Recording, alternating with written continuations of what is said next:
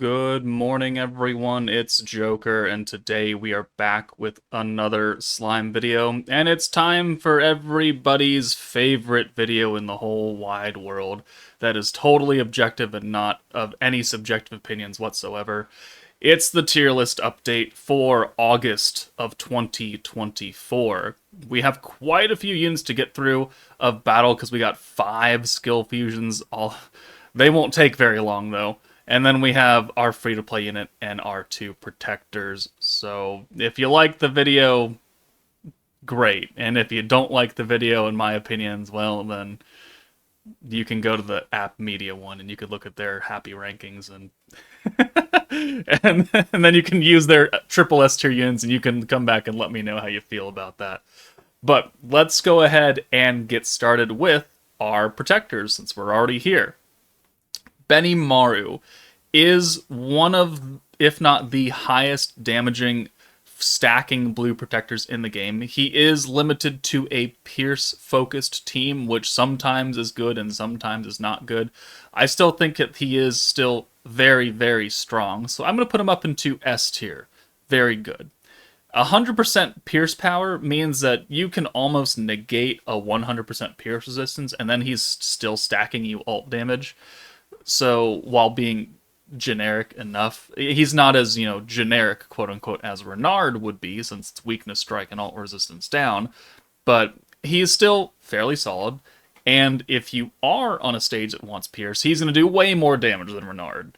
So this, I think, equals him up to S tier very good. Not quite godly. He can't run every single team known to man and be a very generic protector, but I think he's very solid at what he's meant to do. And that's about it. He doesn't really change the game or anything. He just is a stacking blue protector with some things. I thought I would not like his hard cap at 8 at turn 8 because you don't really benefit off of anything from his Pierce power until turn 8. But realistically, if you look at all the other stacking protectors, the small benefits you get from the extra stacks of weakness strike are negligible.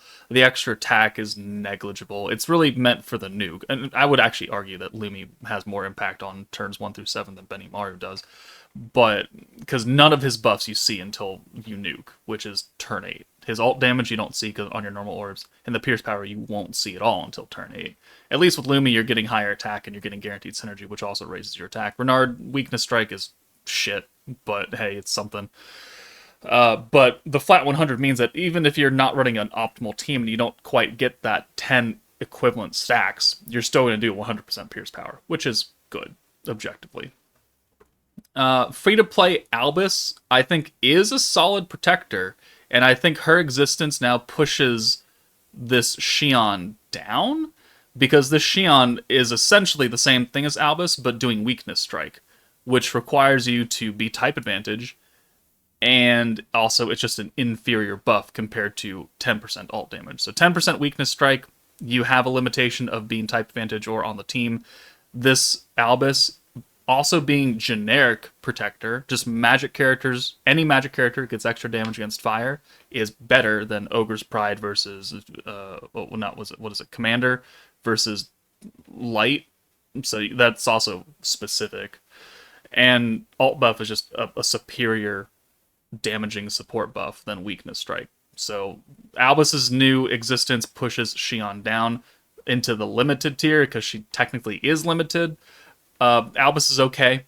I don't think she's anything higher than that. I don't think any of the free protectors are. I think I'm going to move Chloe down from Pretty Sparkle because you need to be a Pretty Sparkle character to be invincible. You can't even get her anymore. So I don't really think she belongs up there at this point. Yeah, I don't really feel... I'm going to move Gabaru down. I'm going to move Hakuro. He's not limited, though. He's just old as shit. But he still does essentially what Toa does, which they're in the same tier. Alright, we're going to leave that, though. Alright, free-to-play battle unit, Hakuro. This will be nice, quick, and easy. He's limited. Why is he limited? Because her skills are limited. His skills are limited. He's got a triple Ogre's Pride orb change for 35 points, which means you can't even use them turn 1 unless you're using a skill point unit in the support slot. Not great. Ogre's Pride is a pretty big team full of characters that are middle to okay to meh. There's Momiji. Congratulations. She's the best character on that team. Excellent. And then Temp Sleep Benimaru is a close second. Then you've got like Temp Sleep Shuna and Idol Shuna and Bride Shuna and Shunas and Shunas and Shunas and a Benimaru here and there. Soe is also very good.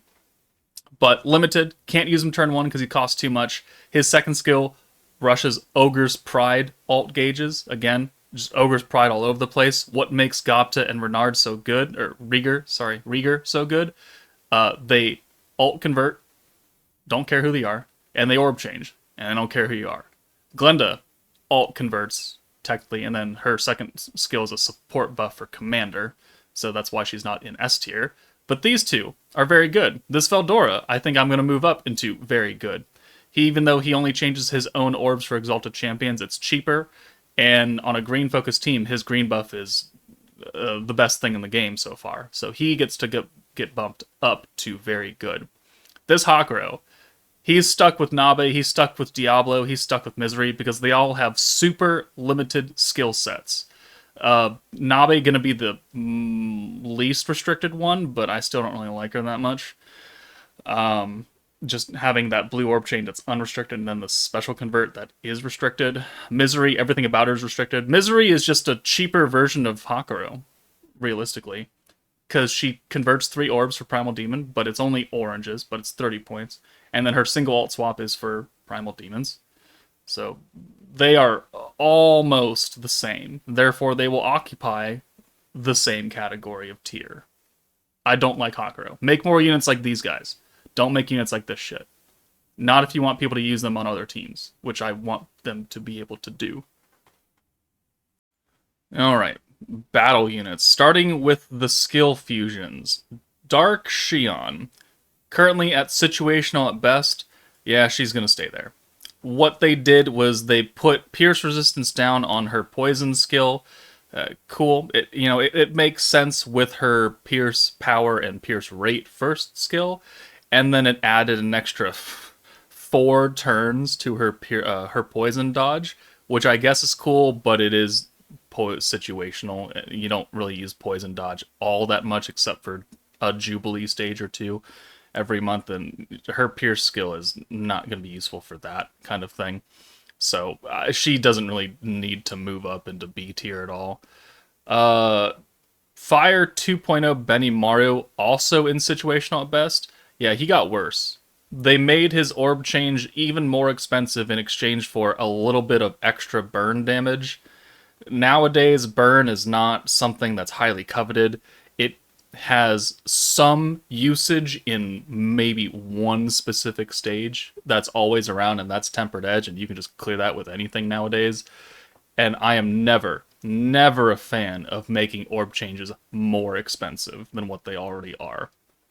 So, you got a downgrade. Congratulations, I'm so proud of you. Hakuro, currently in situational at best. I'm actually going to move him up into B tier, because now, instead of having a 30% chance to crit for the team and 40% defense down, it's 50% defense down, and everybody gets crit, which can be useful. Defense down inherently is not overly strong, but it is a debuff that you can add on, and then guaranteed crits can be helpful for a lot of people, and he's old as shit. Not just because he's Hakuro, but because he's an OG release character. Chances are you may have him with dupes. So if you need a character to give crits and you don't have like New Year's Xion or something, or Fire Millum or the Masked Hero, unfortunate for you, but he can be helpful in some situations. Therefore, can be helpful tier. Next is Earth Soe. Where do you exist right now? You're at situational best. Okay, we're actually going to drop you down, and we're going to put you with your new placement as well. So, well, okay, we're definitely going to drop you down, and we'll replace you with your skill fusion, I guess. So he used to only give himself crits and 10% crit resistance down, and now it's all Earth allies get guaranteed crits and 30% crit resistance down. Yeah, okay. Earth has been getting a few more buffs here and there. in the previous couple months, Elmisia, Rimuru, Octagram Daggerel got his second skill fusion. It completely turned his fucking kit around, so now instead of being absolute garbage, he's up in B tier because he's an AoE Earth unit. I mean, you could pair him with them, and they'll work fine. The skill fusion is objectively better than what it was, and it's still the same cost, 15 points, which is great. They didn't make it more expensive, and they expanded its use. So that's actually not the worst thing. He's still not very good, and Earth is still the least used element in the entire game, so that doesn't really make any good for him either. But he did get better, technically. And then Earth Benimaru. Sorry, I gotta look up what he does now. Hold on. Okay. They altered his Orb Steel card to, instead of doing 20% Earth resistance down, it's now 40% Earth resistance down. Yeah, he didn't really change all that much. 20 versus 40 is not overly impactful. Element resistance down is not a super strong debuff to begin with.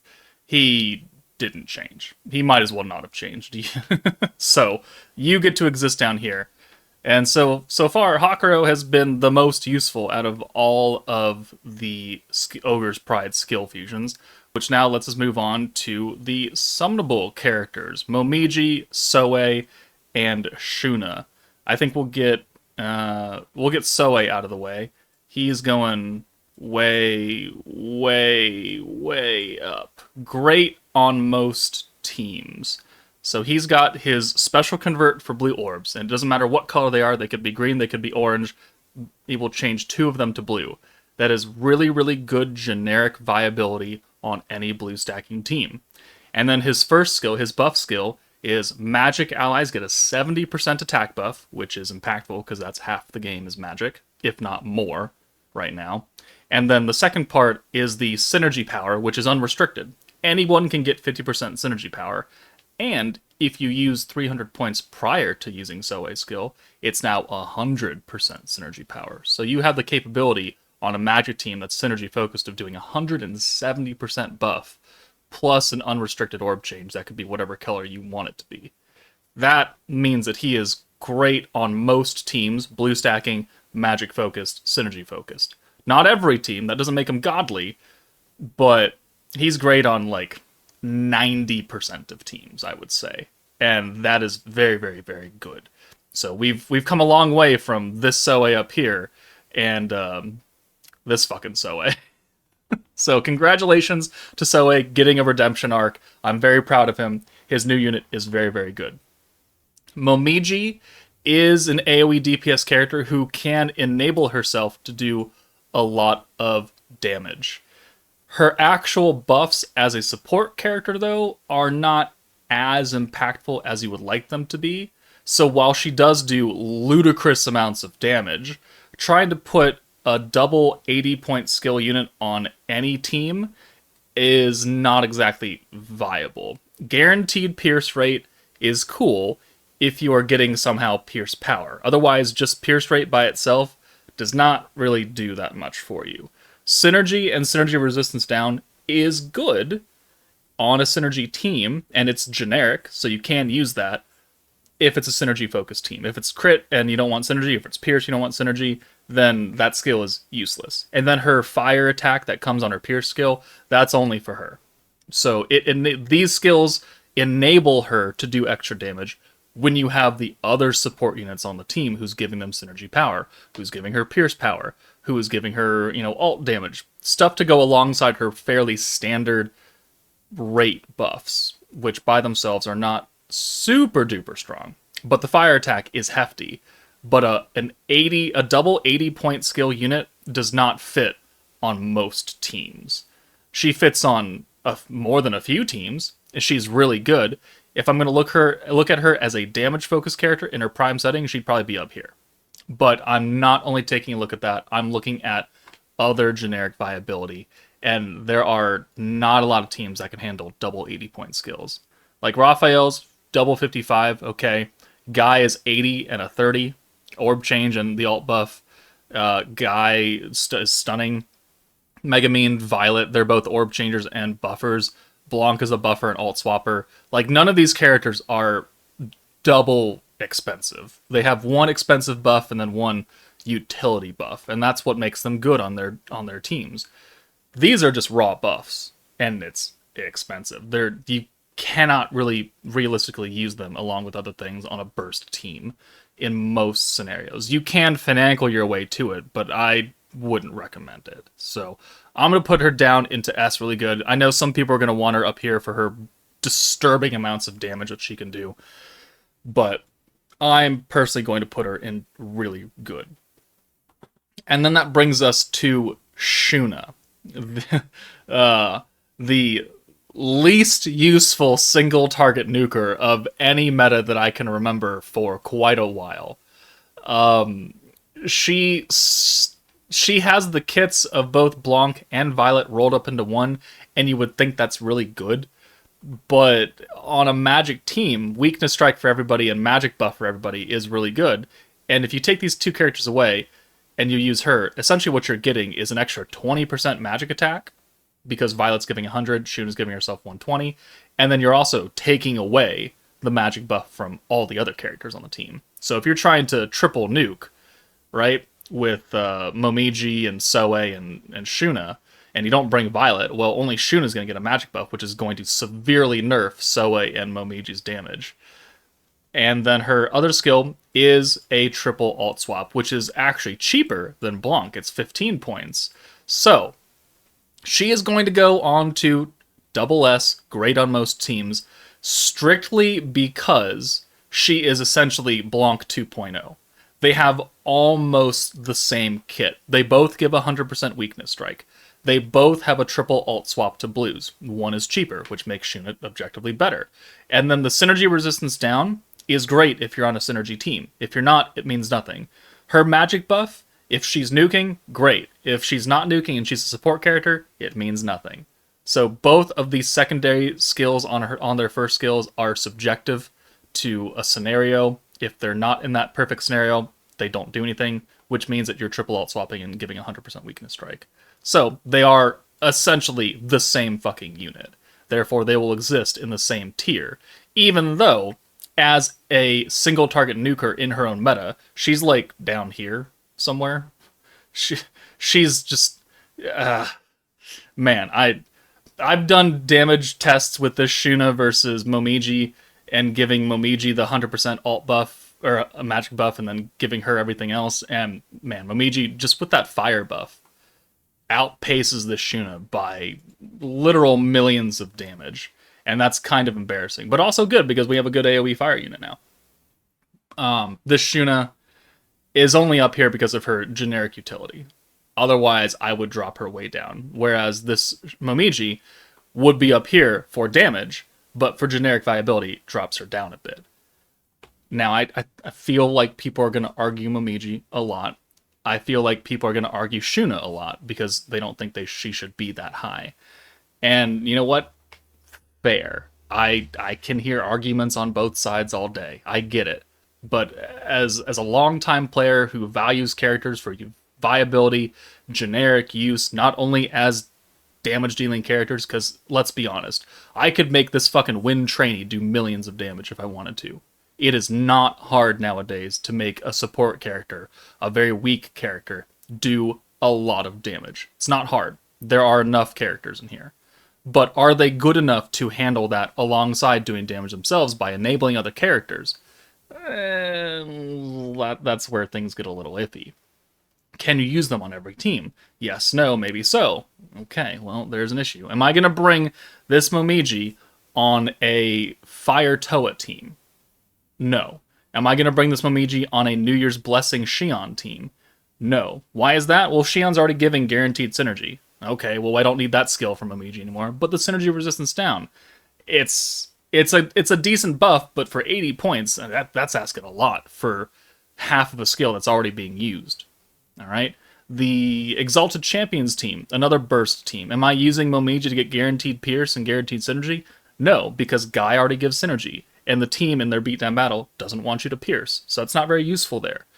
There are all these factors that I'm considering that makes me grade units the way I do. And you are very much welcome to disagree. Please, if you have disagreements, let me know in the comments, and we can debate it.